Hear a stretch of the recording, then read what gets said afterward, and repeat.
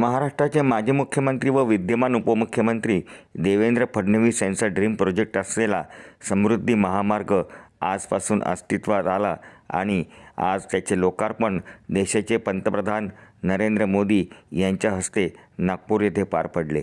नागपूर ते शिर्डी या टप्प्याच्या या लोकार्पणाच्या कार्यक्रमाचे थेट प्रक्षेपण बुलढाणा जिल्ह्यातील मेहकर येथे समृद्धी महामार्गावरील टोल नाक्यावर करण्यात आले। या प्रसंगी खासदार प्रतापराव जाधव यांच्यासह भाजपाचे जिल्हाध्यक्ष आमदार आकाश फुंडकर, मेहकरचे आमदार संजय रायमुलकर, चिखलीचे आमदार सौ श्वेताताई महाले पाटील, माजी आमदार चैनसुख संचेती, डॉक्टर शशिकांत खेडेकर, तोताराम कायंदे तसेच भारतीय जनता पक्ष व बाळासाहेबांची शिवसेना या पक्षातील अनेक ज्येष्ठ नेते व भाजपाचे तसेच बाळासाहेबांची शिवसेना या पक्षाचे पदाधिकारी, लोकप्रतिनिधी व कार्यकर्ते उपस्थित होते। हिंदू हृदय सम्राट बाळासाहेब ठाकरे महाराष्ट्र समृद्धी महामार्ग असे नाव असलेला हा महामार्ग बुलढाणा जिल्ह्यातील मेहकर आणि सिंदखेड राजा या तालुक्यातून जात असल्याने जिल्ह्याच्या विकासाला या महामार्गामुळे निश्चितच चालना मिळेल अशी आशा जिल्ह्यातील रहिवासी व्यक्त करत आहेत। प्रगति का महामार्ग, विकास का महामार्ग, महाराष्ट्र के विकास का महामार्ग, जिसकी प्रधानमंत्री नरेंद्र मोदी ने जिसका नहीं होते तो ये केवल सपना रहता, ये कभी पूरा नहीं हो सकता था। आपने ताकत दी, आपने हिम्मत दी, आपने हौसला दिया और आपने जिम्मेवारी दी, तो ये समृद्धि महामार्ग हम लोग यहां पर कर पाए। बहुत कम लोगों को उस समय यकीन था कि इस प्रकार का रास्ता बन सकता है, लेकिन एक व्यक्ति था जो पहले दिन से मुझ पर यकीन रखकर इस पर काम कर रहा था और उस व्यक्ति का नाम है उस समय के मेरे मंत्रिमंडल के मंत्री और आज के मेरे मुख्यमंत्री एकनाथ शिंदे जी, जो पहले दिन से रास्ते पर उतरकर इस सारे मार्ग के लिए काम करते रहे। हमने सारे जनप्रतिनिधियों को, सारे पार्टियों को एकत्रित किया, सारे पत्रकारों को, एडिटर्स को एकत्रित किया, उनके सामने हमने इस संकल्पना को रखा, उनके जितने सवाल थे सवालों का जवाब दिया और उसके बाद हमने इसकी शुरुआत की।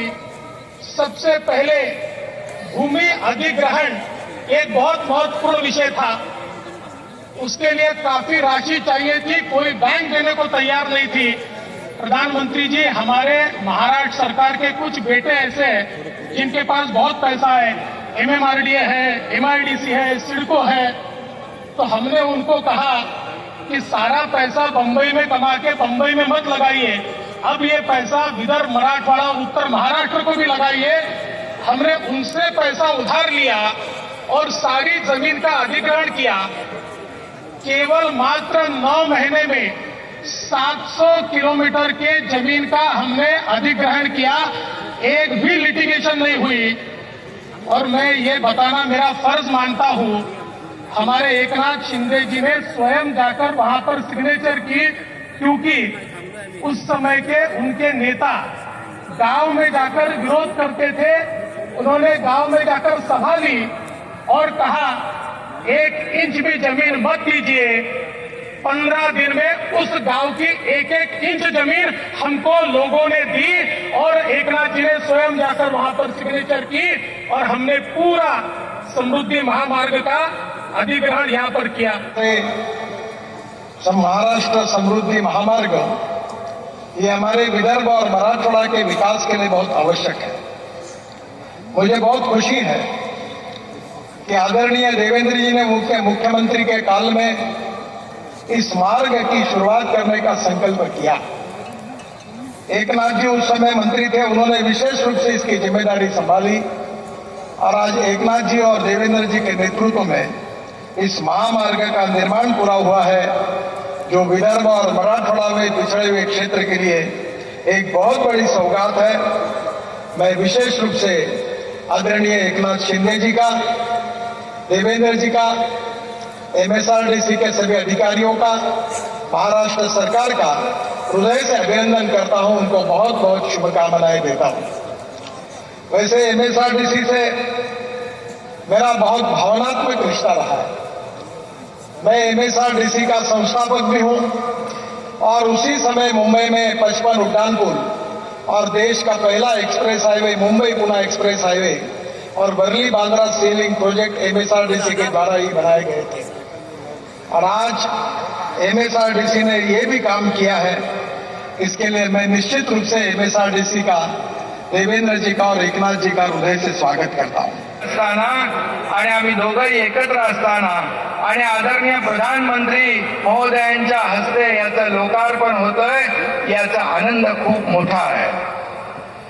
आणि त्याचबरोबर या महामार्गाला हिंदू हृदय सम्राट बाळासाहेब ठाकरे यांचं नाव आम्ही दिलंय, याचा एक खूप मोठा आनंद आहे। आणि म्हणून मी खऱ्या अर्थाने आज भाग्यशाली समजतो, भाग्यवान समजतो स्वतःला।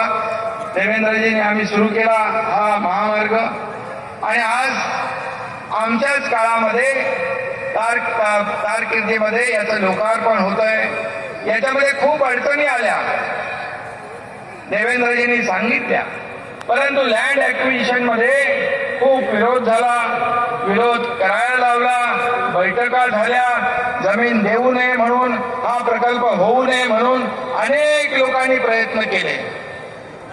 पण मी आणि देवेंद्रजींनी त्याच्यावर अतिशय कुशलपूर्वक सगळ्यांना सोबत घेऊन, आमचे मोपलवार आहेत, गायकवाड आहेत, सोनिक आहेत, परदेशी आहेत, या सगळे सुरुवातीपासून आजही, आज ते समोर बसलेले आहेत, आजच्या लोकार्पण असा इतिहासात कधी दुर्मिळ असतं की सुरुवातीपासून शेवटपर्यंत हे सर्व लोक सोबत होते आणि शेतकऱ्यांना विश्वास दिला।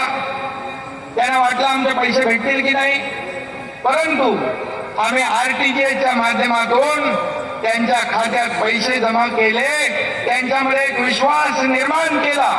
अनेक अडचणी निर्माण झाल्या, परंतु त्या सगळ्या अडचणी आम्ही विश्वास निर्माण केला, याला विशेष प्रकल्पाचा दर्जा दिला आणि त्यामुळे लँड ऍक्विजिशन जे आहे सगळ्यात मोठा टप्पा असतो जमीन अधिग्रहण, ते आम्ही रेकॉर्ड टाइम मध्ये केलं, सगळ्या शेतकऱ्यांना विश्वासात घेऊन, आणि त्यामुळे पुढचं काम सुरू झालं। साथियों, आज का ये आयोजन इस बात का भी प्रमाण है कि डबल इंजन की सरकार महाराष्ट्र में कितनी तेज गति से काम कर रही है। समृद्धि महामार्ग से नागपुर और मुंबई के बीच दूरी तो कम होगी ही, ये महाराष्ट्र के 24 जिलों को आधुनिक कनेक्टिविटी से जोड़ रहा है।